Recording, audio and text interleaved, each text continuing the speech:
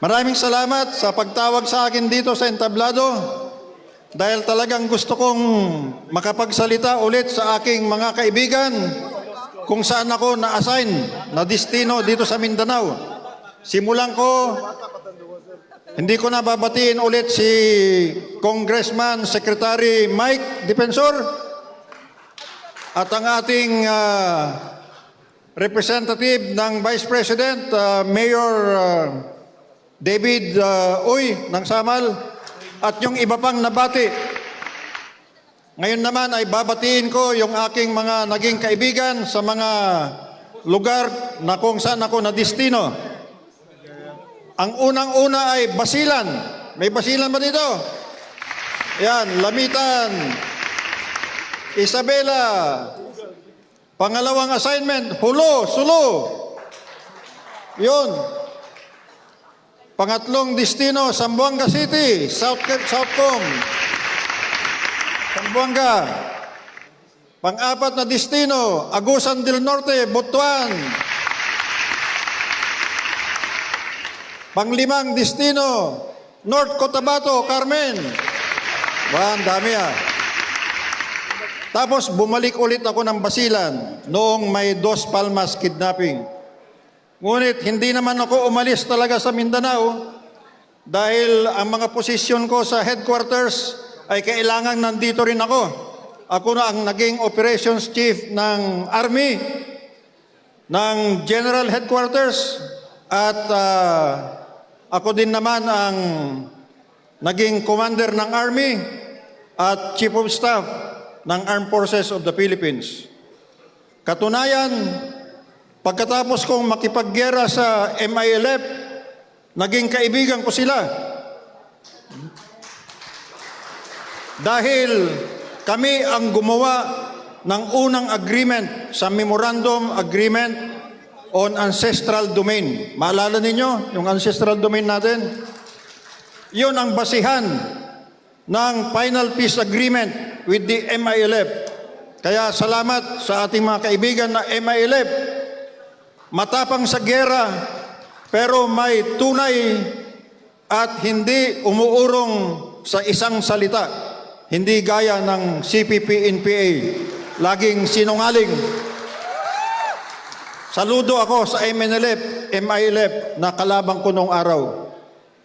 Ngayon, kaibigan ko sila at ako'y natutuwa kasama pa natin sa ating hugpong sa raids. Ako po ay naging National Security Advisor, pangatlong cabinet position, at dahil sa ako ay naging National Security Advisor ni Mayor Digong, palakpakan natin si Mayor Digong. Alauna na, doon sa Netherlands -7. Alas 4 pa lang yata ng umaga. Pero, Mayor Digong, palakpakan natin para lagi siyang malakas.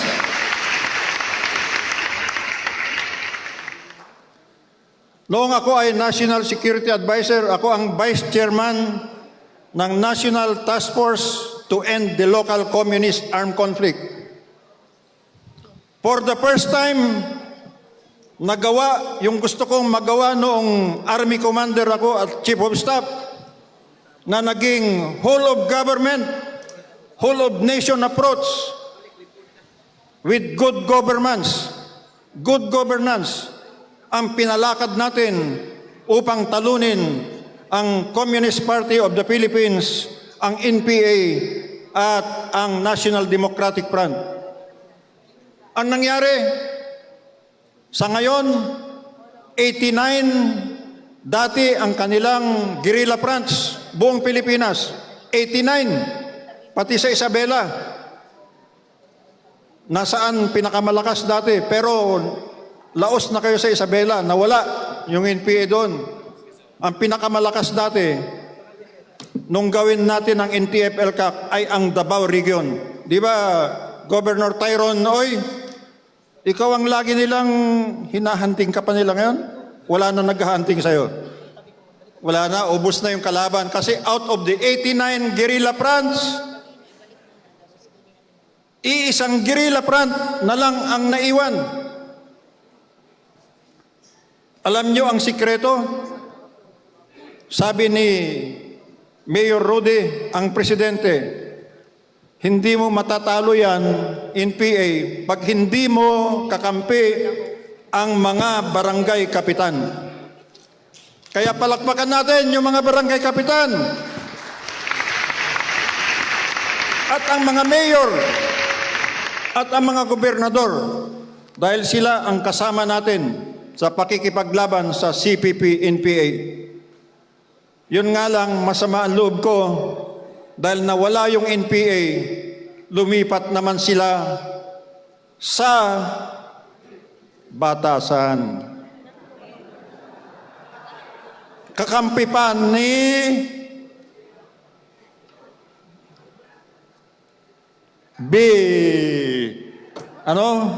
Tamba. Oh, yun ang mga kakampi nila ngayon.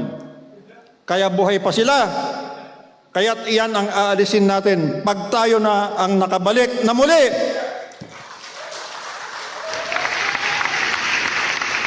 At sa katunayan, nasa power naman talaga ng Pilipino ang pagbabalik natin. Maghanda na sila, di ba, Attorney Torion? Oh, handa mo. Si Mike Defensor, 5 na ang kaso.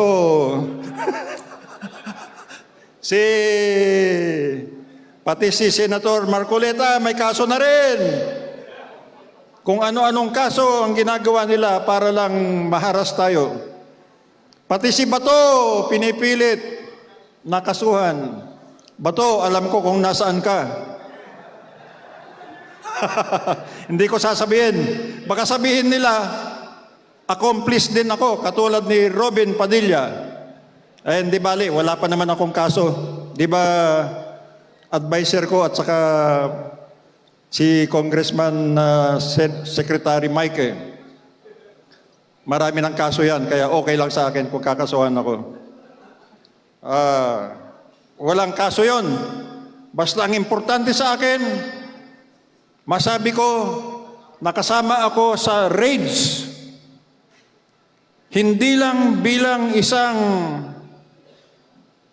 tao na retired officer.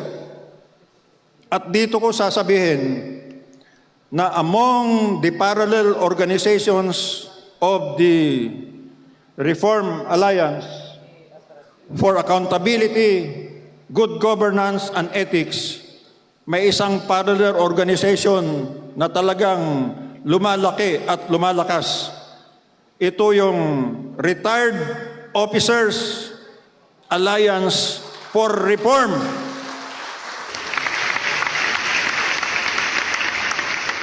Kung mayroon tayong raids, mayroon kaming ROAR. Di ba? Retired Officers Alliance for Reform. ROAR. Oh. Sama kami sa inyo. Sama kami sa inyo. At sana lalong lumakas ang ating pagsasama-sama, lalo na't kasama na natin, isinama na tayo ng hugpong sa pagbabago.